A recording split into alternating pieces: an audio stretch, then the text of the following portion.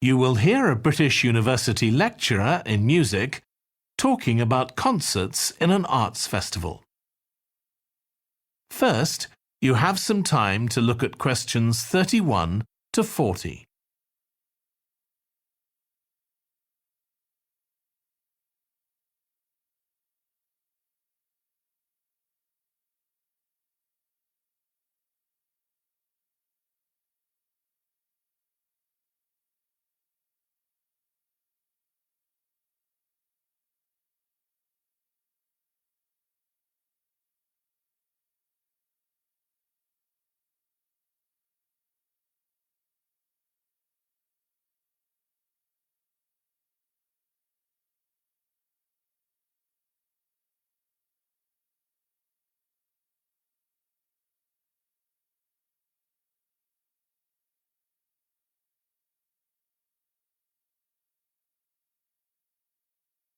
Now listen carefully and answer questions 31 to 40.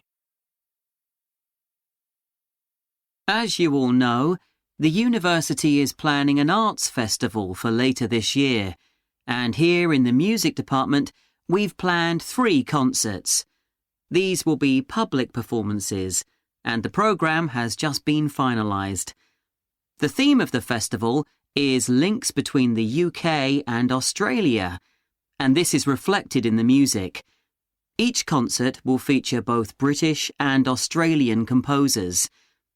I'll tell you briefly about the Australian music, as you probably won't be familiar with that.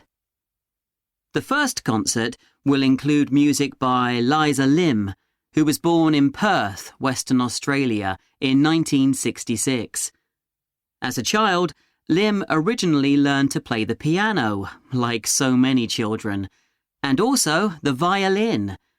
But when she was 11, her teachers encouraged her to start composing.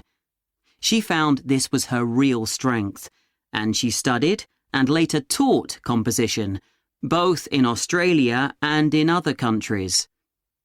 As a composer, she has received commissions from numerous orchestras, other performers, and festivals in several countries.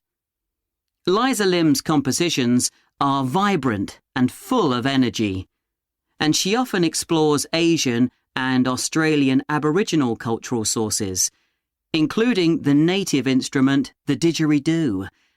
This is featured in a work called The Compass. Her music is very expressive, so although it is complex, it has the power of connecting with audiences and performers alike. In the festival, we're going to give a semi-staged performance of the Oresteia. This is an opera in 7 parts, based on the trilogy of ancient Greek tragedies by Aeschylus. Lim composed this when she was in her mid-20s, and she also wrote the text, along with Barry Kosky. It's performed by 6 singers, a dancer, and an orchestra that, as well as standard orchestral instruments, includes electric guitar and a traditional Turkish stringed instrument. Lim wrote that because the stories in the tragedies are not easy to tell. The sounds she creates are also disturbing, and they include breathing, sobbing, laughing, and whistling. The work lasts around 75 minutes, and the rest of the concert will consist of orchestral works by the British composers Ralph Vaughan Williams and Frederick Delius.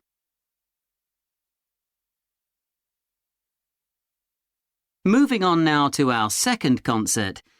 This will begin with instrumental music by British composers Benjamin Britten and Judith Weir. After the interval, we'll go to Australia for a piece by Ross Edwards, The Tower of Remoteness.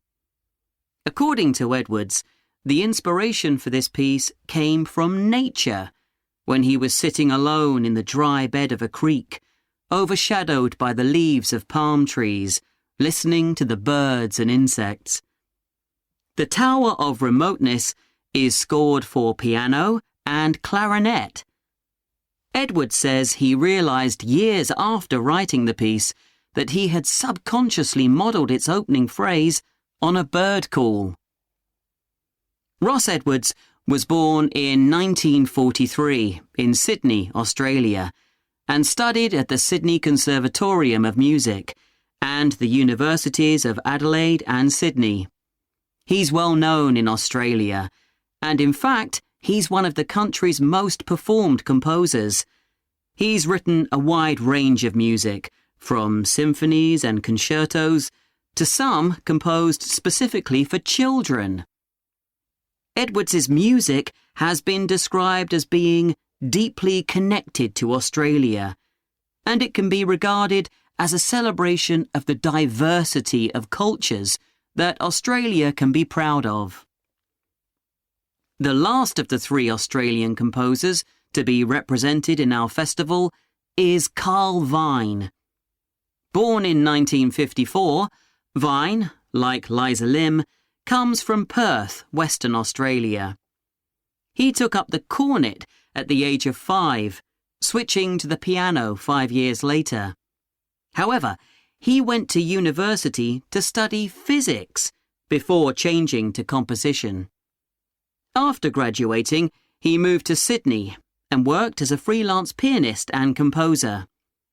Before long, he had become prominent in Australia as a composer for dance, and in fact has written 25 scores of that type. In our third concert, Vine will be represented by his music for the flag handover ceremony of the Olympics held in 1996. This 7-minute orchestral piece was of course heard by millions of people worldwide, and we'll hear it alongside works written by British composers Edward Elgar and, more recently, Thomas Adès.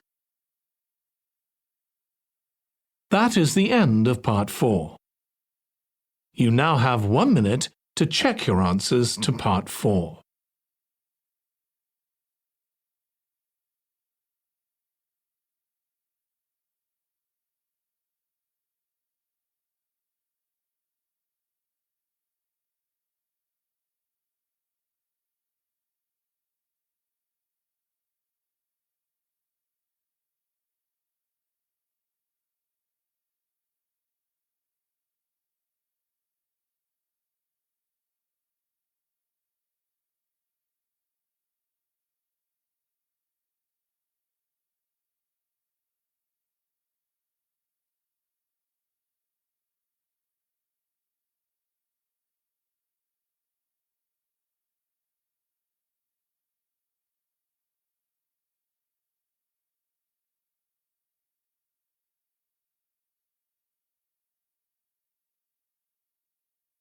Hope you have answered all the questions correctly.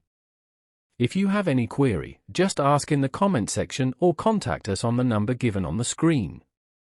Kindly like and share the video and also subscribe to our YouTube channel for more IELTS preparation videos. Keep practicing.